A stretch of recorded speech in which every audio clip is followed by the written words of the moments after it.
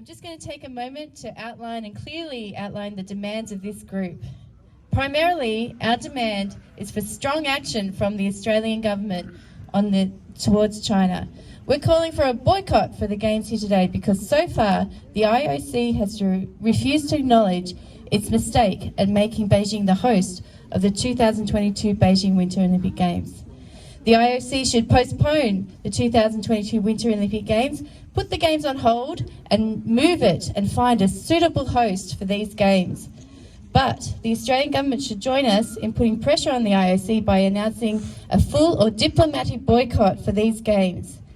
Our demand is that the Australian government work with their allies in announcing strong boycott action and demonstrate clear opposition to the human rights violations occurring in China today.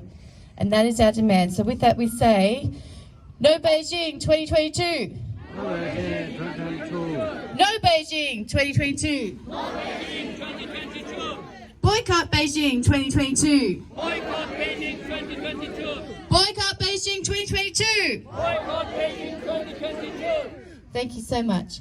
And now we're joined by Senator Erica Betts, who's joined us from Parliament and will speak here today about his support. Thank you very much. Thank you very much. It is great to be in the presence of champions of freedom. In this world, there are not many peoples that have the privilege of living in a country like Australia, where we have democracy, rule of law, individual liberties. And before me I see people that have lived the experience of oppression or have relatives that have or are experiencing oppression from a belligerent dictatorship. A dictatorship that needs to be called out for its egregious human rights abuses. Let's be very clear. If you are in support of democracy in Hong Kong, you are persecuted. If you're a house Christian, you are persecuted. If you are a Falun Gong practitioner, you are persecuted. And good heavens, if you're a Uyghur, there are 1 million of them in concentration camps. They're suffering forced sterilisation, forced organ harvesting, slave labour, and then we go to Mongolia, Tibet, and the list goes on. We see what they've done in the South China Sea with a land grab of islands for only one purpose, military purposes. In all those circumstances, should this dictatorship be given the privilege of hosting an Olympic Games? My answer to that is a firm no. Each and every country that seeks and vies to host an Olympic Games does so for a host of reasons, but one is that they want international recognition. The eyes of the world is on them. It allows them to promote themselves not only to the world, but also to their domestic population.